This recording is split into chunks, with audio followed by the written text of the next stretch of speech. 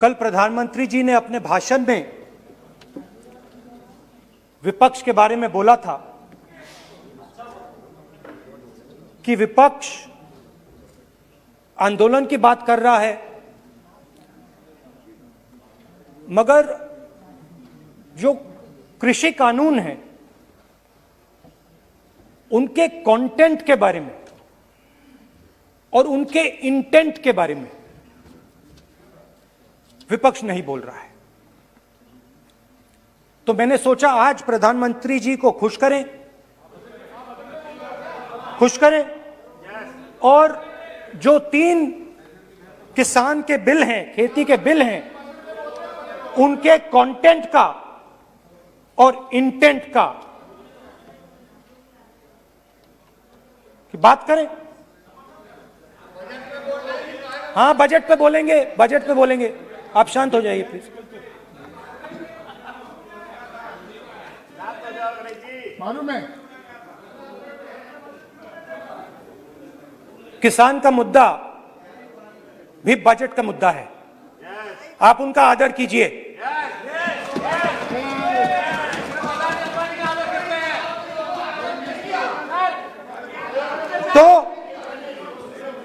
तो बात है कि इन 3 कानूनों का कंटेंट और इंटेंट क्या है। तो पहले कानून का कंटेंट, कोई भी व्यक्ति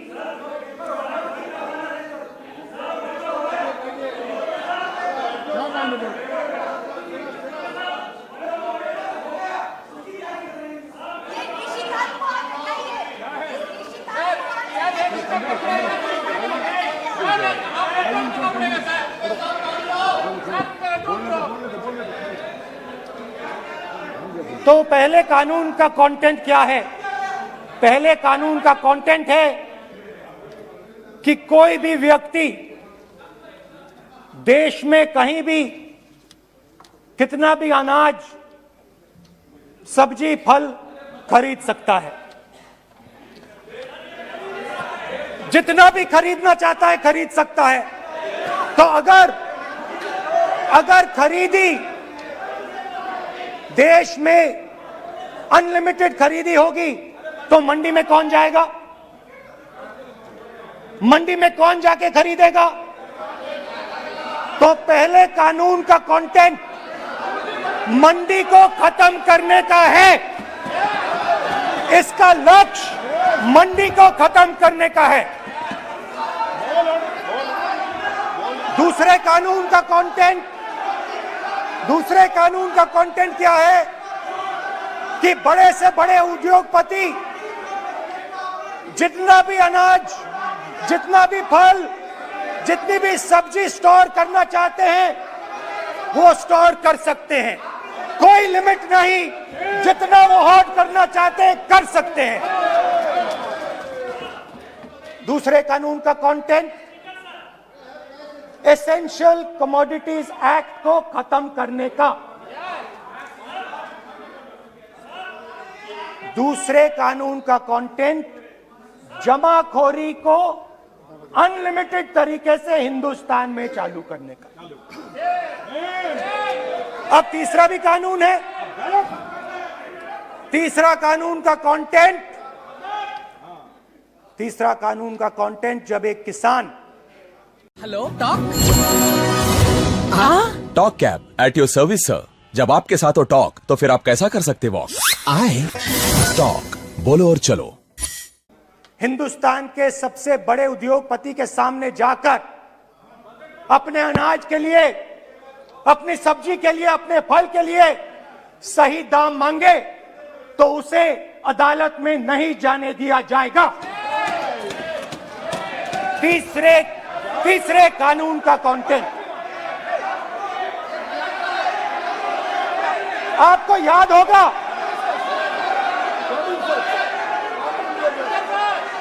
स्पीकर सर,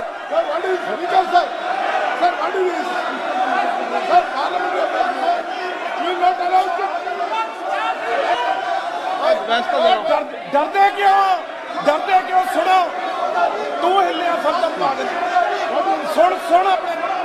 स्पीकर सर, दादा स्पीकर सर, आप बजट फैमिली प्लानिंग का आप बजट पर बात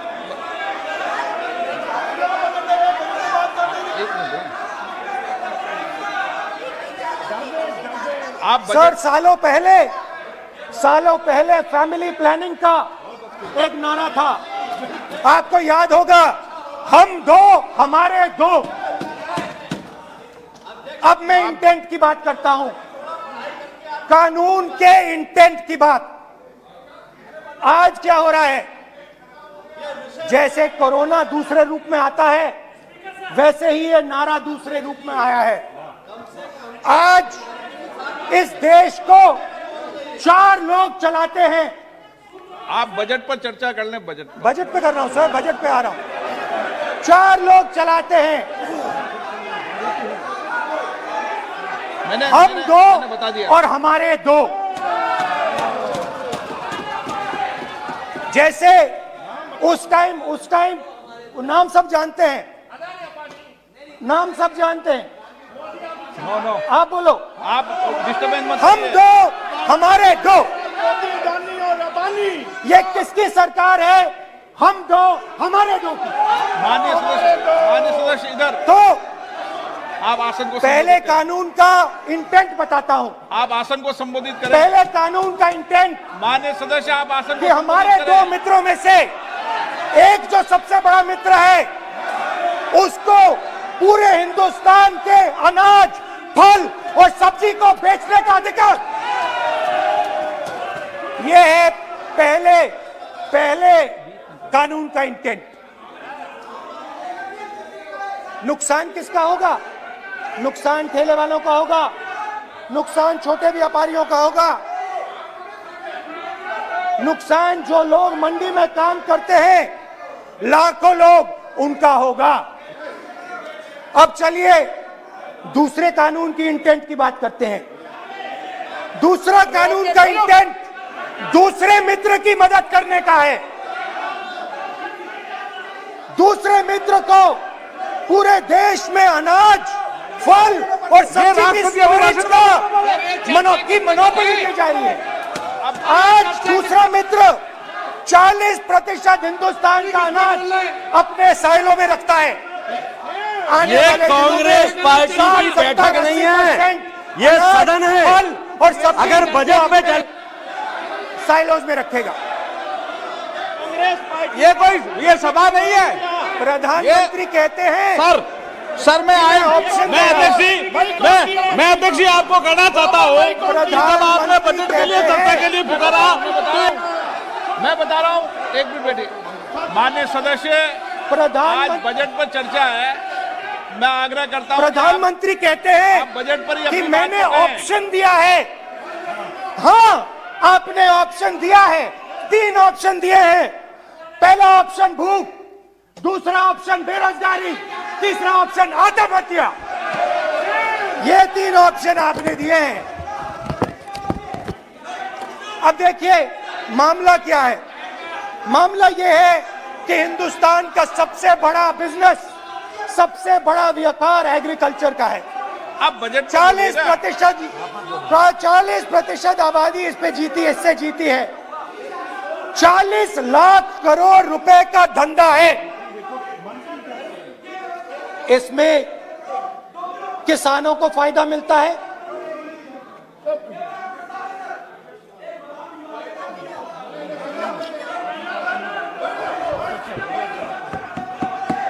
तो दूसरे कानून का थोड़ा मैं इंटेंट समझा देता हूं। दूसरे कानून का इंटेंट है, पानी दो, पानी गिर जाएगा, पानी दो।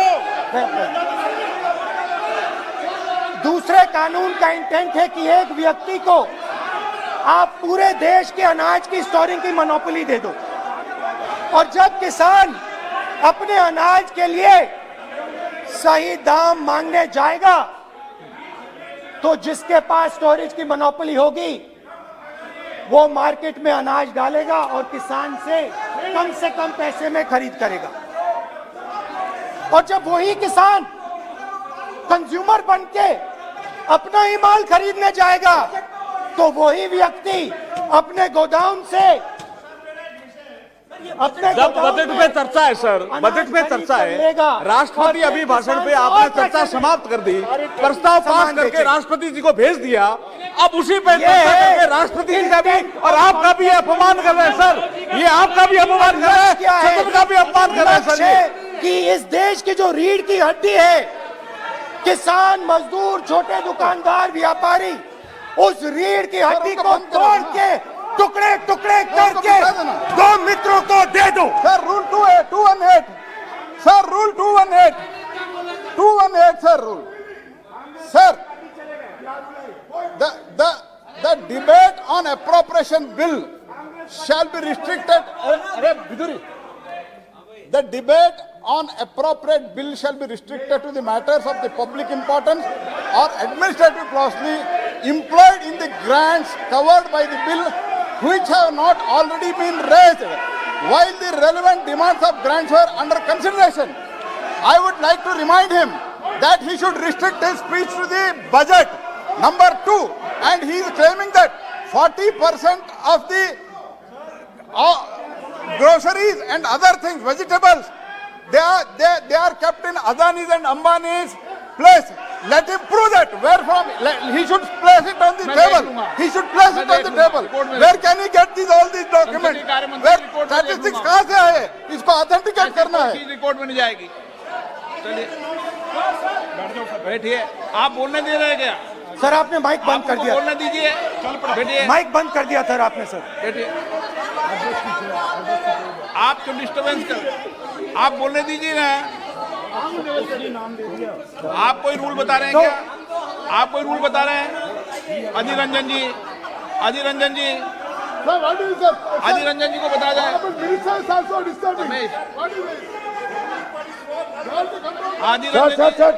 Sir, 2214. Sir, rule 214. Sir, discussion of a general character. Sir, discussion of a general character may be allowed on the motion or any amendment moved thereto, but the details of the grant shall not be discussed further. Then it's necessary to develop the general point. Sir, discussion on general point is allowed. So discussion, it is the discussion on general point. Discussion of general point is allowed in the rule book. Discussion of general point. अच्छा, budget में क्या agriculture मुद्दा नहीं है? Budget में क्या agriculture मुद्दा नहीं है? तो बजट में जब एग्रीकल्चर मुद्दा है तो बजट में क्यों चर्चा नहीं हो सकता एग्रीकल्चर? दादा, My point of order is simple. You listen to this, sir. Please. 349. It says, while the House is sitting, a member, 2, shall not interrupt any member while speaking by disorderly expression or noises or in any other disorderly manner. While Honorable Member Rahul Gandhi is speaking, तब तो disturb कर रहा है, आप कोई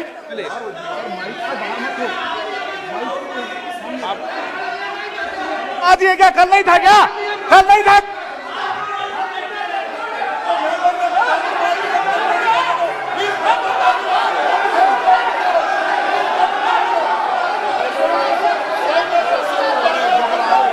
अदानी का नाम खुद ले दिया।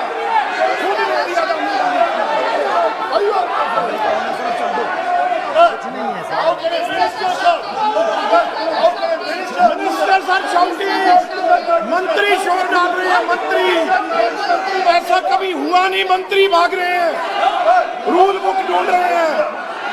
अरे क्यों घबरा गए? अभी तो बोले ही 5 मिनट है। अभी तो बोले ही 5 मिनट है।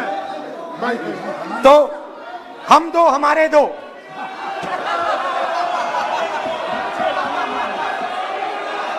वो आपको याद होगा, वो फोटो होती थी 4, हम दो हमारे दो।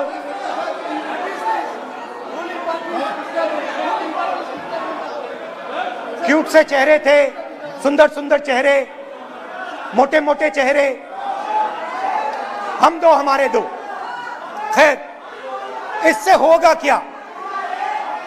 जब ये कानून लागू होंगे तो जो इस देश के किसान हैं, इस देश के मजदूर हैं, छोटे व्यापारी हैं, इनका धंधा बंद हो जाएगा। इनमें से किसानों की खेत चली जाएगी, किसान को सही दाम नहीं मिलेगा, छोटे दुकानदारों की दुकान बंद हो जाएगी और सिर्फ दो लोग, हम दो और हमारे दो इस देश को चलाएंगे।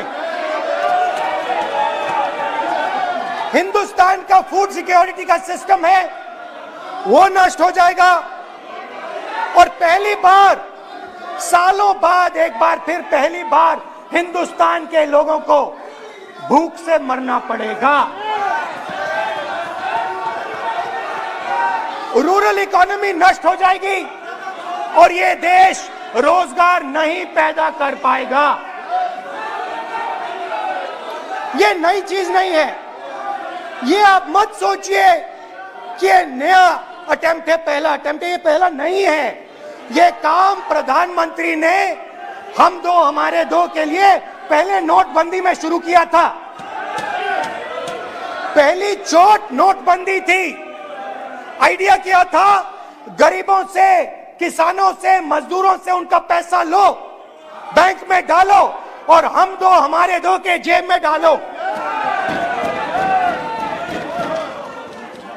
स्मॉल मीडियम सेक्टर को खत्म कर दिया, किसानों को बर्बाद कर दिया। वहां नहीं रुके, फिर गए जीएसटी, गब्बर सिंह टैक्स, 5 अलग अलग टैक्स और फिर से उन्हीं बेचारों पर आक्रमण, उन्हीं किसानों पर, उन्हीं मजदूरों पर, उन्हीं व्यापारियों पर आक्रमण। फिर कोरोना आता है। कोरोना के समय मजदूर चिल्ला चिल्ला के कहते हैं हमें बस का टिकट दे दीजिए, हमें ट्रेन का टिकट दे दीजिए। नहीं नहीं नहीं, तुम्हें नहीं मिलेगा, तुम पैदल घर जाओगे। एक मिनट माननीय सदस्य प्लीज। मगर टैक्स माफ जरूर होगा, माननीय सदस्य जरूर होगा। माननीय सदस्य 5-10 उद्योगपतियों का टैक्स होगा। माननीय सदस्य प्लीज एक मिनट बैठिए, एक मिनट बैठिए। मैं माननीय सदस्य से भी आग्रह कर रहा हूं, इधर भी आग्रह कर रहा हूं। माननीय सदस्य, आज बजट पर चर्चा है।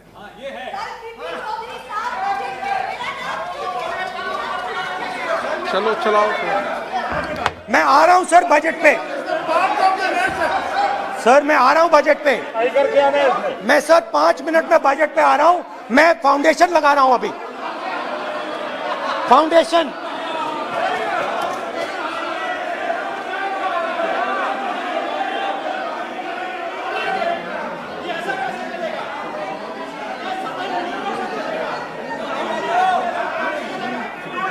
तो पहले नोटबंदी, फिर जीएसटी, फिर कोरोना के समय उन्हीं 4, 5, 10 लोगों को पूरा का पूरा कर्जा माफ, 10 लाख करोड़ रुपए जो भी था कर्जा माफ।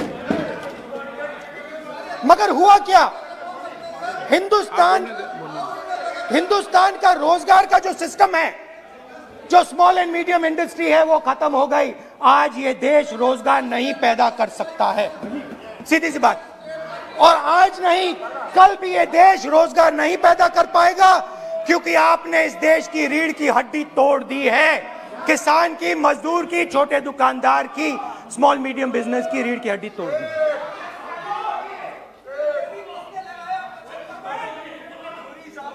मगर ये मत समझिए कि ये किसानों का आंदोलन है।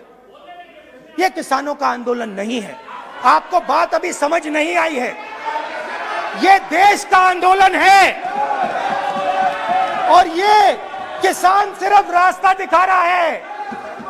किसान अंधेरे में टॉर्च दिखा रहा है और एक आवाज से ये पूरा देश उठने वाला है।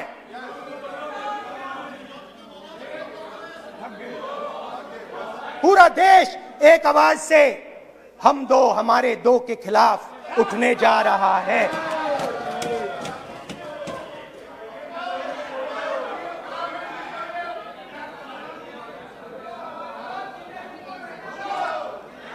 और ये याद रखिए, मैं कह रहा हूं, लिख के ले लीजिए। आप सोचते हो कि हिंदुस्तान के किसान को, मजदूर को, छोटे दुकानदार को अपने पैसे से, अपने धन से परे कर सकते हो? ये आप सोचते हो? आप ये सोचते हो? आप लिख के ले लो मुझसे, किसान 1 इंच पीछे नहीं हटने वाला है। किसान आपको हटा देगा, मजदूर आपको हटा देगा, छोटा दुकानदार आपको हटा देगा, मगर वो पीछे 1 इंच नहीं हटने वाला। आपको कानून वापस लेना ही पड़ेगा। अब बात करते हैं बजट की। जब बजट पर बातचीत करने की बात उठी थी, प्रेसिडेंट एड्रेस पे बात करने की बात उठी थी, तो हमने कहा था, विपक्ष ने कहा था, हमें किसानों के आदर करने के लिए किसानों के सब्जेक्ट पे अकेला बोलने दीजिए, एक साथ हम सब मिलकर किसानों के मुद्दे पे बोलेंगे। स्पीकर सर ने सरकार से पूछा और सरकार ने कहा नहीं, किसानों के मुद्दे पर चर्चा नहीं होगी, बजट पे होगी और प्रेसिडेंट एड्रेस पे होगी, अलग चर्चा किसान के मुद्दे पे नहीं हो सकती। तो प्रोटेस्ट में मैं कह रहा हूं, मैं बजट पे आज यहां टिप्पणी नहीं करने वाला हूं। मैं आज सिर्फ किसान के मुद्दे पे बोलूंगा और उसके बाद मैं अपना मुंह चुप कर दूंगा। अंत में मैं कहना चाहता हूं कि जो 200 किसान शहीद हुए, उनको इन लोगों ने श्रद्धांजलि नहीं दी। मैं सब सांसदों से कहना चाहता हूं, मैं अपने भाषण के बाद 2 मिनट शहीदों के लिए मौन रहूंगा। आप मेरे साथ खड़े हो जाइए। धन्यवाद।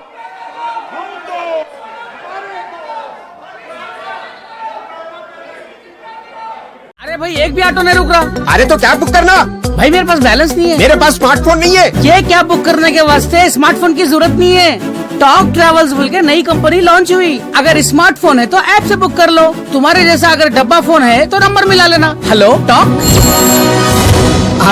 Talk cab at your service sir. बोलो और चलो।